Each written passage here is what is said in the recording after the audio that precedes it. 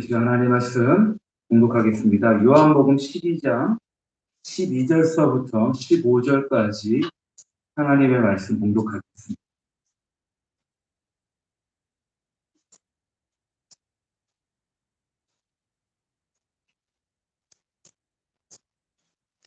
요한복음 12장 12절서부터 15절 말씀입니다.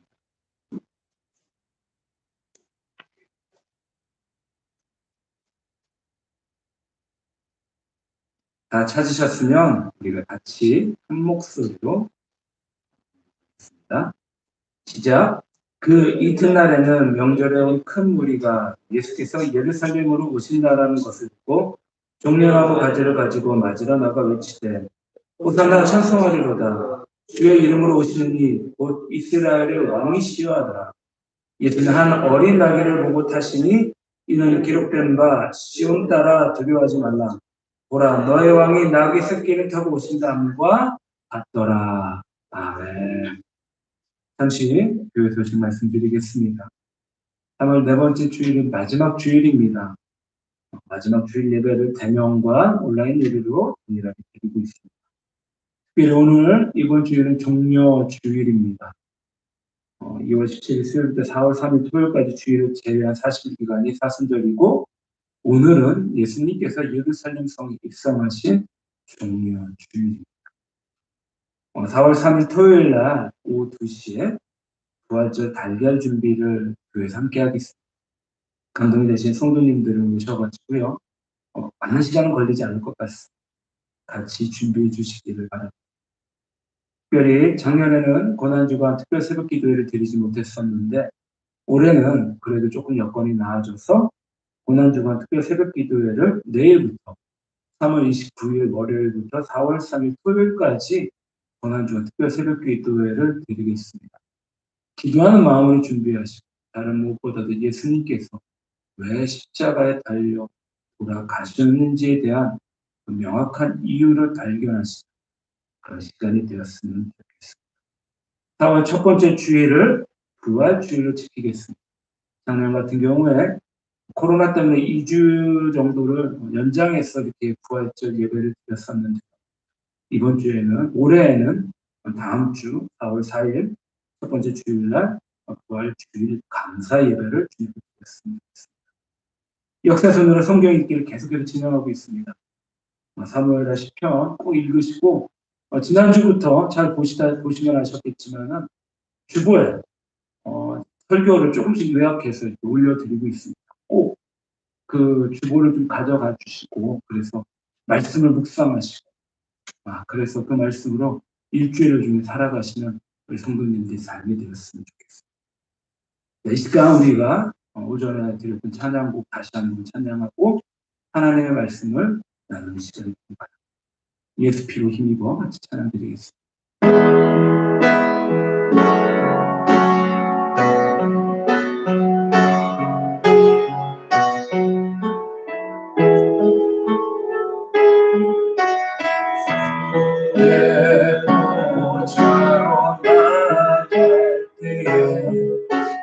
어떻게 나가야 할까 나를 구원한 주의 십자가 그것을 믿으며 가는 주의 보좌를 나갈 때 주의 나 여전히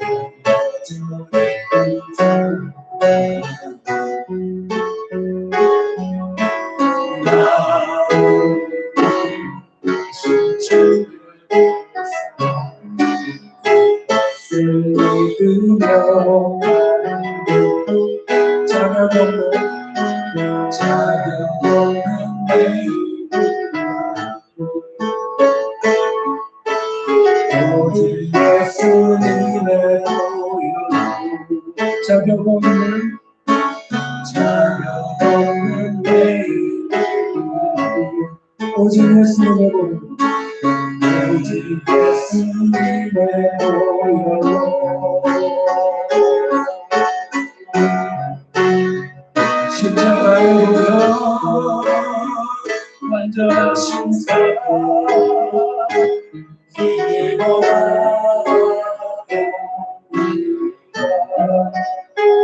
십자가로 원하신 사랑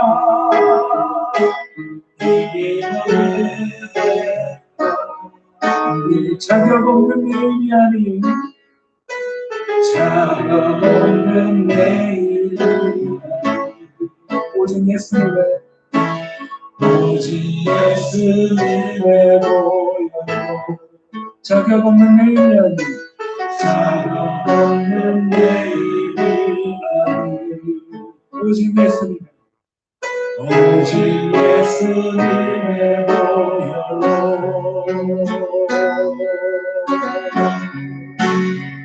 십자가의 보혈 완전하신 사랑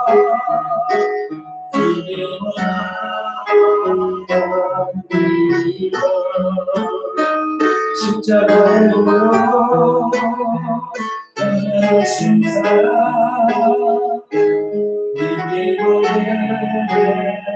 십자가의 보혈 완전하신 사랑 십자가의 보혈 완전하신 사랑 이기보다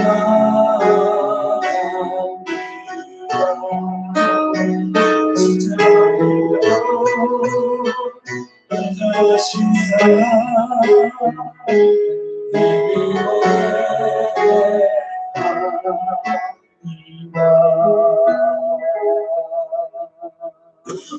아멘. 오늘 주일 사순절 종료주일 아침에 예루살렘으로 가는 길이라는 말씀의 제목을 가지고 하나님의 은혜를 나누는 시간이 되었으면 합니다. 오늘은 사순절의 마지막 주간인 종료주일입니다.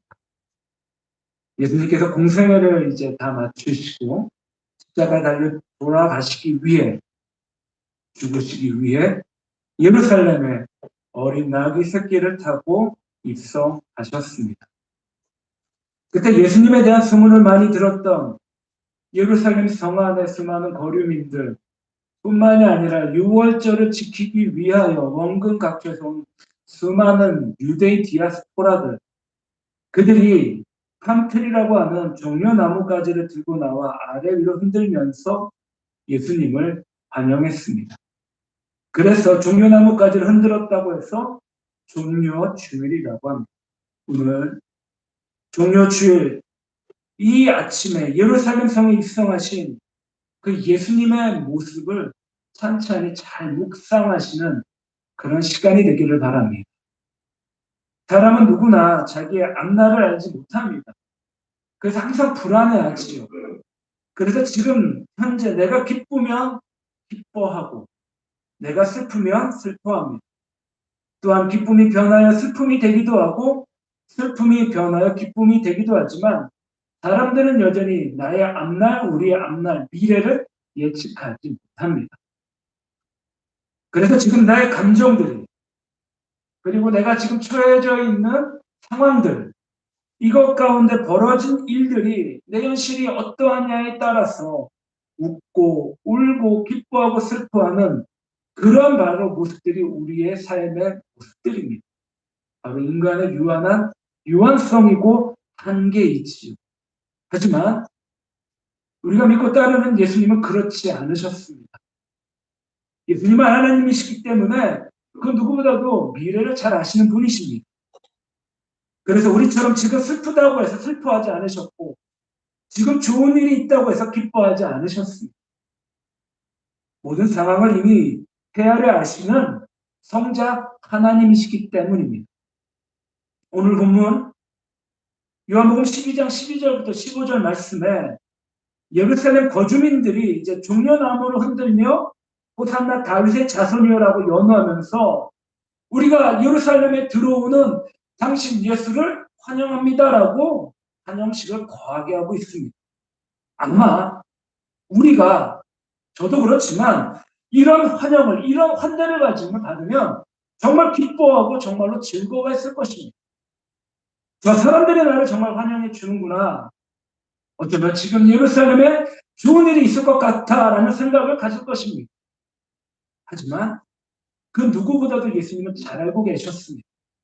저 사람들이 지금 종려나무가지를 흔들면서 나를 환영해 주고 있지만 얼마 가지 못해 나를 십자가에 못 박으라고 분노하며 그 누구보다도 소리칠 것을 예수님께서는 잘 알고 계셨습니다. 그렇다면 종려나무 가지를 흔들면서 호산나 다윗의 자손이여 어서 오시옵소서라고 이 환영의 목소리를 들었을 때 예수님의 마음은 과연 어떠하셨을까요? 기쁨이 있으셨을까요? 아닙니다. 예수님께서는 이미 우리 인간이라는 존재가 아마 저뿐만이 아니라 성도님들도 사람들과의 관계 가운데서 정말로 많이 경험해 오셨을 것입니다. 예수님은 이미 사람이 어떠한 존재인지를 잘 알고 계셨습니다. 조속 병계, 아침 저녁으로 일관성이 없이 자주 바뀝니다. 마치 자기가 목숨을 바쳐 지킬 것만 같은 가치관이 아침에서 저녁으로 하루도 못 버틴다라는 것을 예수님께서는 누구보다도 잘 알고 계셨습니다. 상황에 따라 생각이 달라진 것을 아셨습니다. 그러게 예수님께서는 예루살렘 거주민들이 그 유대인 디아스포라들이 환영을 하든 환영을 하지 않던 간에 예수님께서 묵묵히 그 걸음들을 걸어가셨습니다. 이전에 예수님께서 공생애를 마치시고 예루살렘으로 들어가신 그 이유는 마지막으로 우리 모든 죄를 짊어지시기 위해 그리고 십자가에 돌아가시기 위해 예루살렘 성에 들어가신 것입니다. 그러게 예루살렘 성에 입성하는 그 길이 환영받고 칭찬받고 기뻐하며 즐기는 길이 아니다라는 것을 예수님께서는 그 누구보다도 잘 알고 계셨습니다. 죽음을 각오하고 들어가야 하는 어쩌면 그 어느 때보다도 그 무거운 발걸음으로 들어가야 되는 입성하는 자리가 바로 예루살렘 성의 입성이셨습니다. 이런 상황 속에서 예수님은 사람들이 나를 환영하는가 나를 환영하지 않는가에 따라 일이 일비하신 것이 아니라 그 상황에 어떠하든지 간에 이제 내가 감당해야 될 책임을 다하고 내가 용서해야 될 사람들을 다 용서하는 내가 가야 할 길을 가야 한다는 마음을 가지시고 예수님께서는 예루살렘 성을 한 걸음 한 걸음 들어가셨습니다. 사랑하는 성도님들, 간절히 바라는 것은 특별히 이 사순절 기간, 이 종료주일에 새끼 나귀를 타시고 예루살렘 거주민들의 열렬한 환영 가운데 입성하신 그 예수님의 모습들, 그 예수님의 마음을 오늘 말씀 가운데 천천히 잘 살펴보시며 이 종료주일에 우리를 향한 하나님의 은혜와 예수님의 사랑, 성령님의 기름 부으심의 은혜를 더욱더 충만히 경험하시는 귀하고 복된 종료주일의 아침이 되기를 주님의 이름으로 간절히 축원합니다. 아멘. 첫 번째는요, 제가 미리 언급을 해드렸지만 예수님의 사랑은 오늘 말씀 가운데 두 가지로 나타납니다. 첫 번째, 예수님의 사랑은 책임으로 드러나십니다. 뭘로 드러나신다고요? 책임입니다. 예수님은 고난과 죽음까지도 감수하시는 그 예수님의 사랑이 바로 책임감으로 드러납니다. 종료주일을 맞이할 때마다 뿐만이 아니라 사순절을 기간을 지내면서 항상 머리 가운데 맴도는 그리고 우리 마음을 감동시키는 말씀이 있습니다. 바로 이사야서 53장 말씀이 있죠. 이사야서 53장 6절에 우리는 다 양 같아서 그릇 행하여 각기 제 길로 갔거늘 여호와께서는 우리 모두의 죄악을 그에게 담당하셨다. 구약의 제사에서는 어린 양을 끌고 와서 그 양에 내 손을 얹습니다. 그러면 내 죄가 양에게 전가가 되지요. 그런 뒤에는 죄 삭은 사망이기 때문에 나 대신 나의 죄를 짊어지는 양이 나의 죄를 짊어지는 그 양이 반드시 죽임을 당해야만 합니다. 마찬가지로 우리 모두의 죄를 하나님께서 어린 양이신 예수님에게 전가시키셨습니다. 그러므로 우리가 살기 위해서는 반드시 예수님께서 죽으셔야만 합니다. 그래서 성경은 예수님을 어린 양으로 비유하지요. 그 이유는 죄가 없으신 순결한 예수님께서 우리 모두의 죄를 친히 담당하셨기 때문입니다. 뿐만이 아니라 이사야서 53장 7절에 이사야는 그런 예수님의 모습을 이렇게 묘사합니다. 그가 곤욕을 당하여 괴로울 때에는 그의 입을 열지 아니하였으니 마치 도수장으로 끌려가는 어린 양과 털 깎는 자 앞에서 잠잠한 양같이 그의 입을 열지 아니하였도다라고 말씀하고 있습니다. 어린 양이 어떤가요? 어린 양은요, 고삐를 잡아 끌고 가면 순순히 끌려갑니다. 발버둥 치지 않습니다. 끌려가면서도 별다른 저항이 없습니다. 그리고 잠잠히 끌려가 죽임을 당합니다. 어린 양이 죽임당함으로 우리 죄사함을 받게 되는 것이 바로 구약 제사 희생의 의미입니다. 예수님께서 이제 예루살렘을 향하여 한 걸음 한 걸음 나아가시고 마지막에 새끼 나귀를 타시고 입성하는 모습이 마치 도수장으로 끌려가는 어린 양 같다라고 하며 이사야 선지자는 무려 600년 전에 예수님의 죽음에 대하여 예언을 한 것입니다. 이 예언의 말씀처럼 순순히 어린 양처럼 우리 모두의 죄를 짊어지시고 죽음의 자리로 나아가시는 모습으로 예수님께서는 예루살렘 성에 입성하셨습니다. 하지만요, 단순히 무조건적인 어린 양의 모습은 아니셨습니다. 마치 유다 지파의 사자처럼 예수님께서는 당당하게 예루살렘 성에 입성하셨습니다. 우리는 이런 모습을 오늘 종료주일에 떠올려 볼 수 있습니다. 세상의 모든 사람들은요, 죽음의 자리? 아니요. 약간의 희생의 자리를 마주하게 되면 그 자리를 피하려고 참 많은 애를 쓰게 됩니다.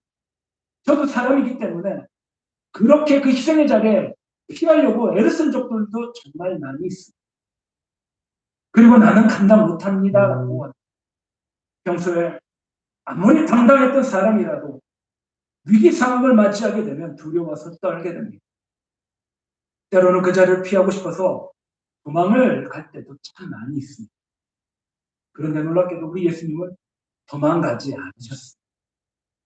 우리의 모습과 분명히 다르셨습니다. 분명 두려움과 죽음과 그 고통의 자리였지만 피하려 하지 않으셨고 오히려 그 길을 묵묵히 스스로 걸어가셨습니다. 사람들이 열렬히 환영하고 사랑해 준다라고 좋아하지 않으셨고 또 사람들이 배신한다고 해서 두려워하거나 슬퍼하지 않으셨습니다. 외적인 상황에 우리 예수님 조금도 흔들리지 않으시고 그저 가야 할 길을 가셨다라는 것입니다. 자, 그렇다면 왜 그렇게 예수님께서는 죽음의 길, 저주의 길, 고통의 길, 이 고난의 길을 묵묵히 아무 말씀도 없이 마치 어린 양처럼 걸어가셨을까? 그 이유가 무엇이었을까? 과연 예수님에게 무엇이 있었기 때문에 이 길들을 그렇게 가셔야만 하셨을까요? 그것은요, 예수님에게는 다른 누구에게도 없는 책임감이 있으셨기 때문입니다. 책임감. 예수님의 그 책임은 바로 인류의 모든 죄를 다 짊어지고 구원하시기 위한 사명이었습니다.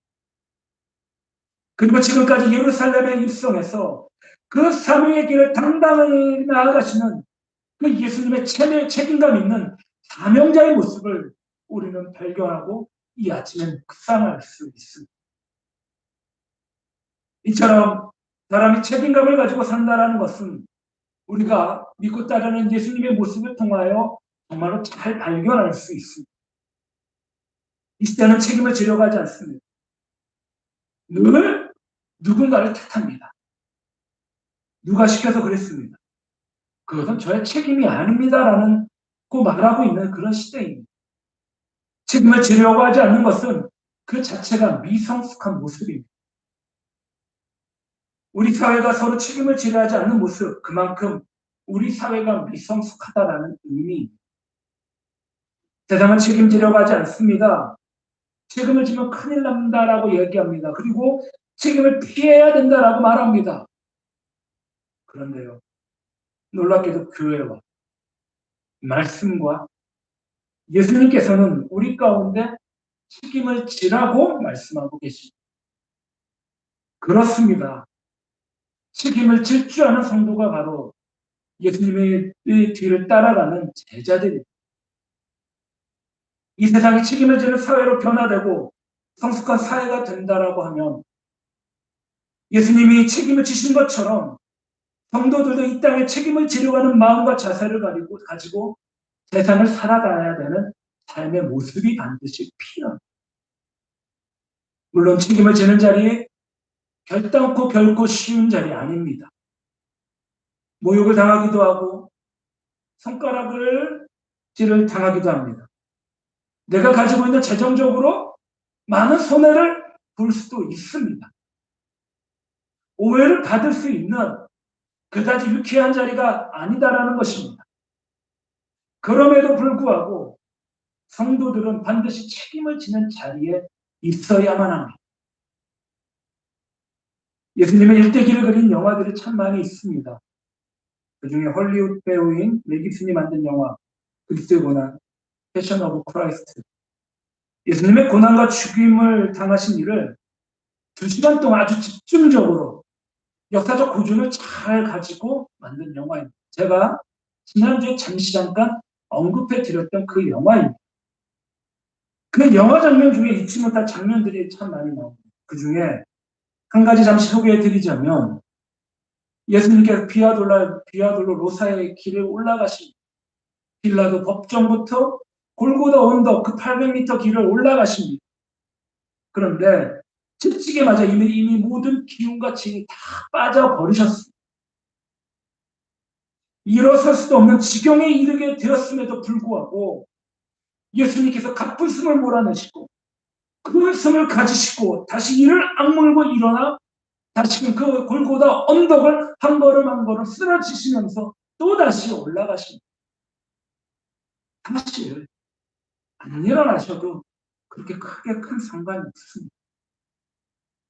그런데요, 굳이 아주 힘겹게 예수님께서는 일어나십니다. 십자가를 지고 골고다를 향해 가다가 진짜 쓰러지셔도 또 일어나고 쓰러지셔도 또 일어나고 끝까지 골고다 언덕을 향하여 올라가십니다. 아무리 힘들고 어려워도 십자가의 자리에까지 나아가기 위해서 생명을 다하며 그 생명을 다하며 책임을 지시기 위한 그 한 걸음 한 걸음 나아가는 예수님의 모습이 정말로 큰 감동을 넘어서 예수님께서 나를 위해 저 일들을 행하셨구나라는 깊은 은혜를 경험했던 그런 영화입니다. 우리는 반드시 예수님의 이런 모습을 통하여 예수님의 우리를 향한 그 책임감을 우리는 알아야 합니다. 십자가는 책임을 의미합니다.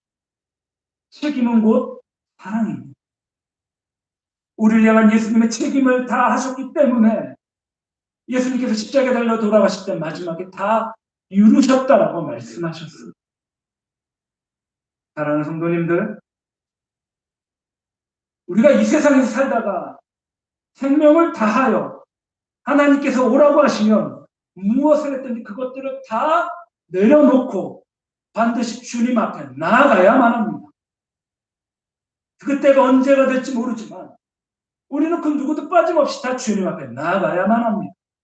그때 우리에게 주어진 책임을 다하고 예수님, 주님께서 나에게 맡겨주신 그 책임을 다 했습니다라고 고백할 수 있는 우리 성도님들이 되시기를 바랍니다. 책임을 다하려는 자세를 가지고 이 땅을 살아가는 것이야말로 진정한 성도로서의 삶의 모습입니다. 간절히 바라는 것은 예수님께서 사랑으로 그 맡겨진 책임, 그 사명을 다하셨던 것처럼 우리에게 맡겨진 그 책임들, 우리에게 맡겨진 그 사명들을 잘 감당하시는 귀하고 복된 아름다운 성도님들이 되시기를 이 종료주일 아침에 간절히 축원합니다.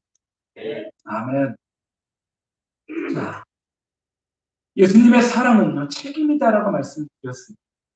그 반대편에 뭐가 있는지, 그 십자가의 반대편에는 바로 예수님의 용납, 용서함이 있다라는 것입니다. 용납함. 성도를 배신하는 사람들까지도 사랑으로 용납하신 그 예수님의 사랑을 배워야 합니다. 제가 말씀을 준비하면서도 이게 과연 가능할까? 제 인생을 천천히 돌아보면서도 제 삶 가운데 여전히 용서하지 못한 사람들이 있을까? 사실 있습니다. 그런데 놀랍게도 그 사람을 통하여 주님 앞에 기도하게 만드시고 주님의 그 마음을 조금이라도 엿보게 되는 놀라운 은혜를 경험했다는 것입니다. 우리가 예수님의 제자가 되고 예수님을 따라가는 성도가 되기로 작정했다면, 예수님이 나의 죄를 다 속해 주셨다면 우리는 반드시 힘들어도 그 길을 한 걸음 한 걸음 걸어가야만 합니다. 예수님의 제자인 성도는 세상의 방법이 아니라 예수님께서 가르쳐 주신 사랑의 길을 따라갈 수 있어야만 합니다. 이처럼 예수님의 십자가가 한쪽에는 책임감이다라고 말씀을 드릴 수 있다면, 다른 한쪽에 진정한 사랑은 바로 용서라고 말씀드릴 수 있습니다. 그러기에 책임과 용서는 따로 분리될 수 없는 예수님의 사랑의, 이 땅의 성도의 모습이다라는 것입니다.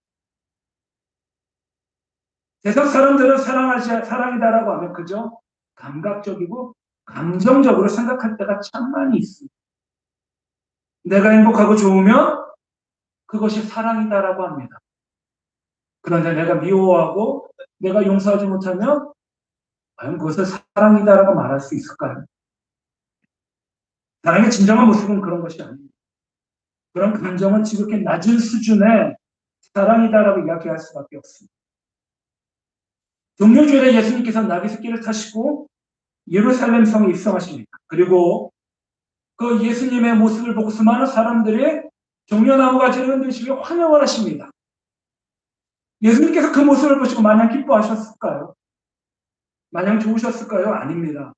이들 중에 많은 사람들은 이제 얼마 지나지 않아 예수님을 십자가에 못 박아야 된다라고 하면 예수님을 배신할 것이다라는 것을 예수님은 그 누구보다도 잘 알고 계셨습니다. 왜 이들이 이렇게 예수님을 환영하다가 한순간에 예수님을 십자가에 못 박아야 된다라고 분노했을까요? 그 이유가 무엇인가요? 예수님이 오셔서 이제 그들, 유대인들의 소망과 욕망, 그들이 원하는 것을 이루어 주실 줄 알았는데 예수님은 그렇게 못하셨습니다. 안 하셨습니다. 소원을 들어주시지 못하는 예수님은 그들 가운데 필요가 없었습니다.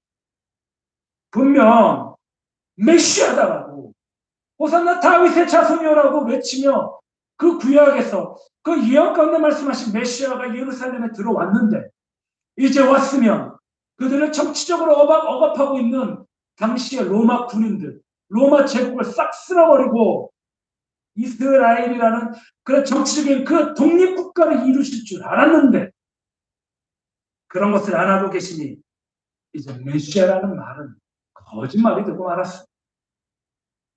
그리고 이것은 신성모독으로 간주가 되어 이런 사람은 십자가에 달려 죽어야 된다라고 우리들은 분노하게 됩니다. 이 말씀을 가만히 생각해 보면 그때나 지금이나 별반 다르지 않다라는 그런 생각들이 들었습니다. 내가 예수님을 사랑하고 따르면 분명히 나에게 유익을 주고 나에게 복을 주셔야 되는데 왜 그렇게 예수님을 믿는데 어렵고 힘들고 고통스럽고 참 세상 가운데 손가락질을 당하는 인생을 살 수밖에 없을까라는 생각들이 참 많이 듭니다. 그런 차원에서 보니까는요, 예수님은 십자가에 못 박으라고 외쳤던 당시 사람들이 여전히 내 뜻과 내 욕망대로 나의 기도에 응답해 주시지 않으면 예수님을 별로 신뢰하지 않는 우리들의 모습들과 별반 다르지 않다라는 그 모습을 볼 수 있습니다. 예수님이 어떤 분이신가? 예수님은 누구신가? 구약의 신약의 사복음서에서 말씀하고 계시는 예수, 그는 과연 누구인가? 예수님은요, 우리의 죄를 짊어지시고 우리 대신 죄값을 치르기 위해 생명까지 내어주신 죽임을 당하신 하나님이십니다. 그렇다면요, 우리는 다른 것을 원할 자격이 없다라는 것입니다. 자격이 없는 것. 그것 하나만으로도 우리는 기뻐하고 그것 하나만으로도 감사하고 그것 하나만으로도 우리는 즐거워해야만 합니다. 그런데 지금 우리는 예수님께서 내 소원을 이루어주지 않으시니까 때로는 답답히 여기시며 예수님 내 인생이 별로 필요하지 않는 분이다라고 오해를 하는 사람들이 이 땅 가운데 정말로 많이 있다라는 것입니다. 그런데요, 정말 감사한 것은 이런 불순종한 우리들을 위해 내가 너희를 위해 죽었던 것이 정말 어리석게 여겨진다라고 한탄하지 않으신다라는 것입니다. 오히려 그런 우리를 보시면서 사랑으로 품으시고 용서하시고 용납하는 분이 바로 우리 예수님이시고, 너희들의 그런 마음을 내가 잘 안다라고 오히려 더 우리를 위로하시는 분이 우리 예수님이시다라는 것입니다. 이처럼 예수님은 모든 사람들을 다 용서하시고 용납하셨습니다. 예수님께서 십자가 위에 첫 번째 말씀이 누가복음 23장 34절에 예수께서 이르시되 아버지 저들을 사하여 주옵소서 자기들이 하는 것을 알지 못함이니이다 하시더라. 이는 예수님께서 원수를 사랑하라는 평소의 가르침을 예수님께서 삶을 마무리하는 그 마지막 순간에서도 몸소 실천하시며 우리들 다 용납해 주셨다는 것입니다. 심지어는 자기를 3번 부인하고 배반했던 베드로에게 예수님께서는 그 갈릴리 바다로 친히 다 찾아가셔서 베드로의 허물을 다 덮어주시고 용서해 주셨습니다. 이처럼 예수님은 우리의 허물을 들춰내 주시는 분이 아니라 다 덮으시고 다 용서해주고 다 용납하시는 분이 바로 우리 구주 예수 그리스도이십니다. 베드로전서 4장 8절에 사랑은 허다한 죄를 덮느니라. 아멘. 진정한 사랑은요, 죄를 들춰내는 것이 아닙니다. 죄를 분석하는 것이 아닙니다. 죄를 침수하는 것이 아닙니다.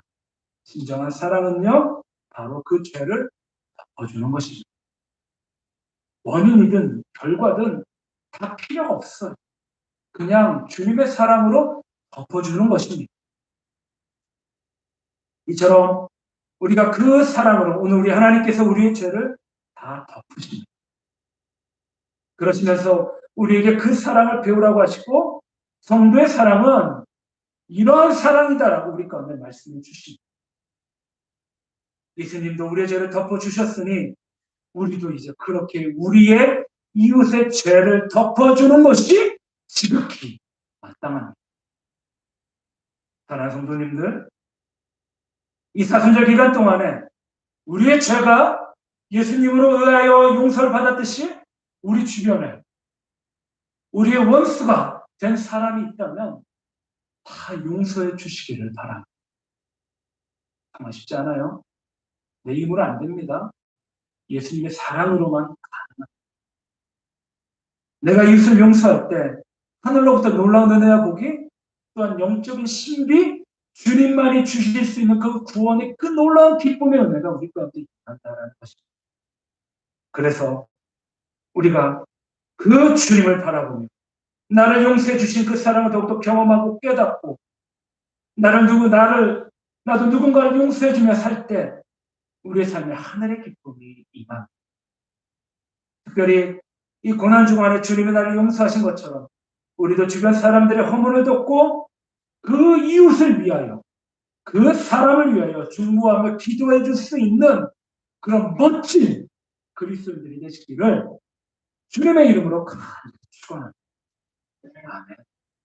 쉽지 않지만 우리가 그렇게 주님 앞에 몸부림치면서 주님의 모습을 닮아. 마지막으로 3번째입니다.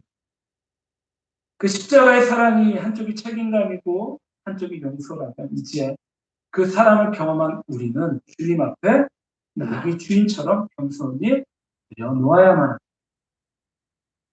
누가복음 19장에 보면은요, 예수님께서 예루살렘 성에 입성하기 전에 제자 2명을 보내십니다. 누가복음 19장 30절부터 32절. 이르시되 너희는 맞은편 마을로 가라. 그리고 들어가면 아직 아무도 타보지 않은 나귀 새끼가 매어 있는 것을 보이니 풀어 끌고 오라. 만약 누가 너희에게 어찌하여 푸느냐 묻거든 말하기를 주가 쓰시겠다 하시매 보내심을 받은 자들이 가서 그 말씀하신 대로 제자들이 이제 건너편 마을에 들어가 보니까 정말로 신기하게 진짜 어린 나귀가 묶여 있었습니다.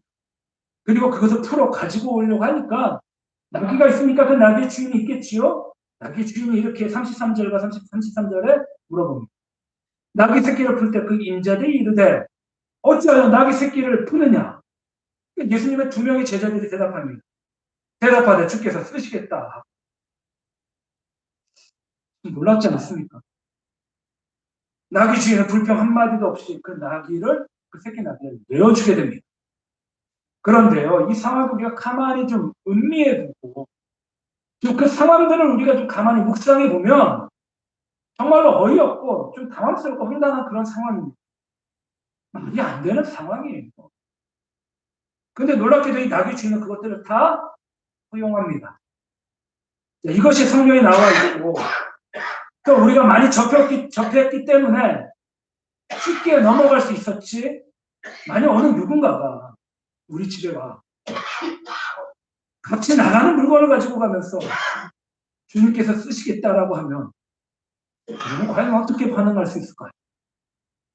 생각해보면 정말 어이가 없고 말이 안 되는 상황이다라는 것을 우리는 좋게 짐작할 수 있습니다. 그런데 의외로 나귀 주인은 아무런 말 없이 그 새끼 나귀를 내어주게 됩니다. 제가 아무리 성경을 찾아보아도 그 뒤에 나귀 주인이 은혜를 받았다거나 복을 받았다거나 자녀들이 어떻게 되었다는 이야기가 단 한마디도 없습니다. 그냥 나귀 새끼만 빼앗아 간 것입니다. 어찌되게 보면 나귀 주인 입장에서는 굉장히 억울할 수도 있을 것 같아요. 그런데 이 사순절 기간 종료주일을 맞이하면서 고난 주간을 지날 때마다 제 마음 가운데 떠오르는 두 사람이 있습니다. 개인적으로 참 부러운 사람인데 바로 오늘 이 나귀 주인이 있는가 하면 또 한 사람은 바로 브레네 사람 시몬입니다. 이 브레네라는 지역은요, 북아프리카 리비아에 있는 지역, 그곳에서 이제 디아스포라죠. 그곳에 사는데 6월절을 지키기 위해 이제 예루살렘으로 옵니다. 아까도 제가 잠깐 언급해드렸던 패션 오브 크라이스트 영화를 보면 이 브레네 사람 시몬이 예수님의 십자가를 짊어질 때 옆에 아들 한 명을 대동해서 나오는 장면이 있습니다. 그 아드님을 꼭 기억하셨으면 좋겠어요. 마침 많은 사람들이 웅성해서 보니까요. 제가 그 정황을 한번 설명해 드릴게요.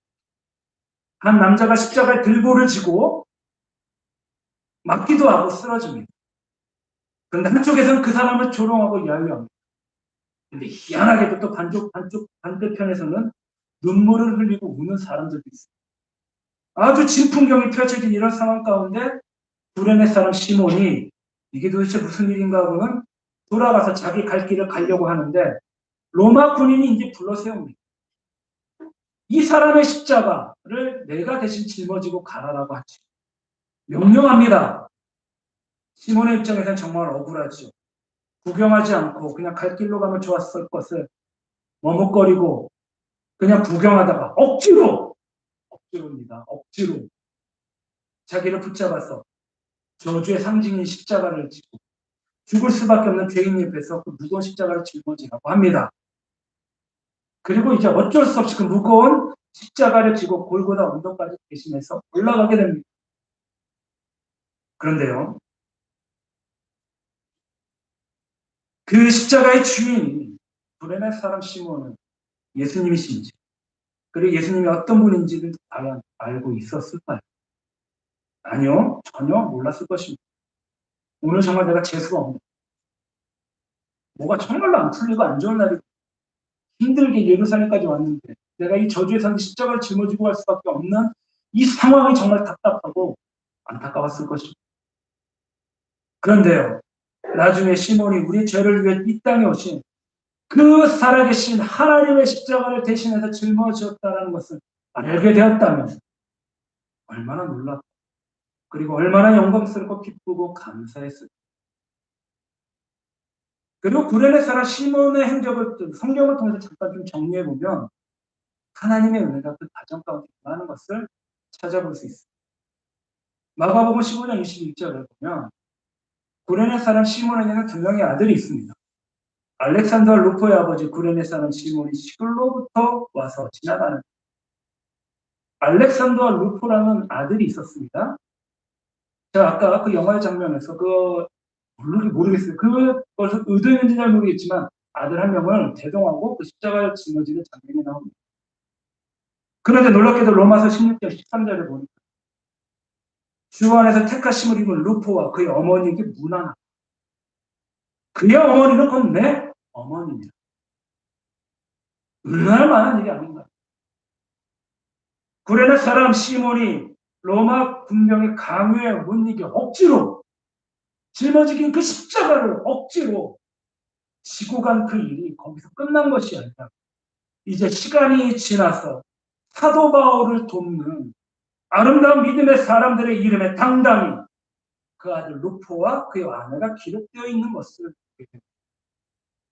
그것도 대강 믿은 것이 아니라 아들 루포는요, 당시 초대교회의 든든한 일꾼으로 성장하게 되고 아내는 사도 바울이 내 어머니라 부를 만큼 바울에게 커다란 힘이 되어주는 어머니와 같은 존재로 존경받고 있는 귀한 모습을 우리는 보게 될 수 있습니다. 구레네 사람 시몬이 억지로 십자가를 치면서 예수님을 가까이에서 보게 되고 그 예수님의 그 범상치 않은 그 모습과 그 죽으심에 예수님이 그리스도라는 확신이 생기고 그래서 예수님을 영접한 시몬을 통해 그 복음이 그 가정의 증거가 되었고 시몬의 뒤를 이어 그의 아들 루프와 그의 아내가 초대교회 일꾼으로 정말로 크게 쓰임 그 받는 축복의 장면을 우리는 말씀을 통하여 확인할 수 있습니다. 그래서인지요 인류 역사상 가장 영광스럽고 가장 가치 있는 일을 한 사람을 찾아볼 수 있다면 저는 바로 구레네 사람 시몬이라고 말할 수 있습니다. 예수님은 우리를 대신해 십자가를 지셨고 그런 예수님의 십자가를 대신 져준 사람이 바로 구레네 사람이었습니다. 사랑하는 성도님, 우리 성도님도 아마도 저의 이 말씀을 이해하실 것입니다. 저는 이 사람이 정말로 말씀을 준비하면서 정말로 부러웠던 그 사람이었습니다. 전국에서 예수님을 직접 만났을 때 얼마나 기뻐하고 얼마나 감사했을까라는 그런 생각들도 해보았습니다. 그리고 또 한 사람이 바로 오늘 나귀 주인입니다. 나귀 주인이 예수님에 대한 분명히 신앙이 있었는지 없었는지는 말씀을 통하여 확인할 수는 없습니다. 그리고 스가랴서 9장 9절의 말씀, 그 예수님께서 나귀를 타고 예루살렘 성에 입성하는 그 장면을 예언한 스가랴서 9장 9절의 말씀을 아마도 잘 알지 못했을 것입니다. 뿐만이 아니라 재산이 많아서 나귀 한 마리를 주어도 티도 안 날 만큼의 부자였는가 하면 아마 그것도 아니었을 것입니다. 그럼에도 불구하고 예수님께서 서식이 있다라고 하니까 그래 무슨 일이 있나 보다 하며 순순히 내어주는 그런 순수한 마음이 있는 사람이 바로 나귀 새끼 주인이었습니다. 세상적인 것에 별 욕심이 없고 그저 마음이 넉넉한 사람이었구나라는 생각을 하게 됩니다. 사랑하는 성도님들, 성도가 이 땅을 살아가는 여러 가지 방법 가운데 바로 한 가지가 이 나귀 주인과 같은 삶을 살아가야만 합니다.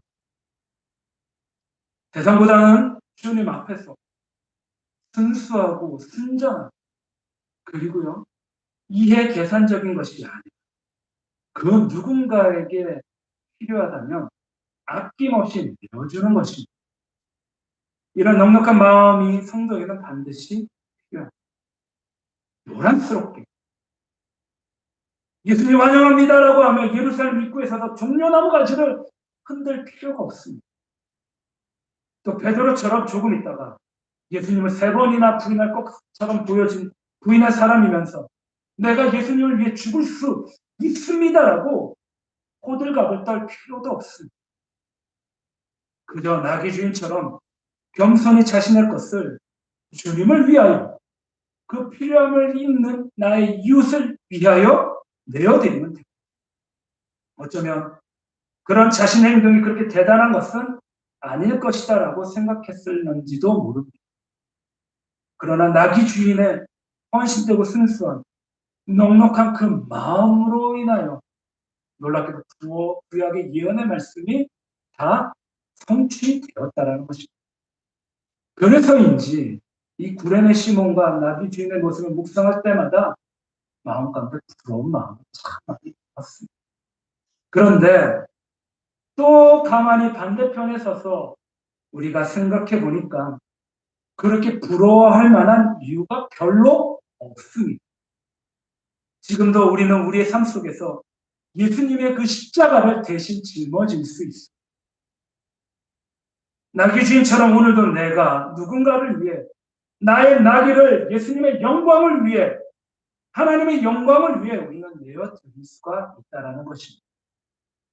그런 기회는 오늘 우리에게도 정말로 수없이 많이 일어나고 있습니다. 성도는 그런 삶을 살아야 하며 또 그런 아름다운 삶을 살아가야 되는 것이 바로 우리 성도들입니다. 예수님께서는 지극히 작은 자에게 한 것은 곧 나에게 한 것이다라고 말씀하셨습니다.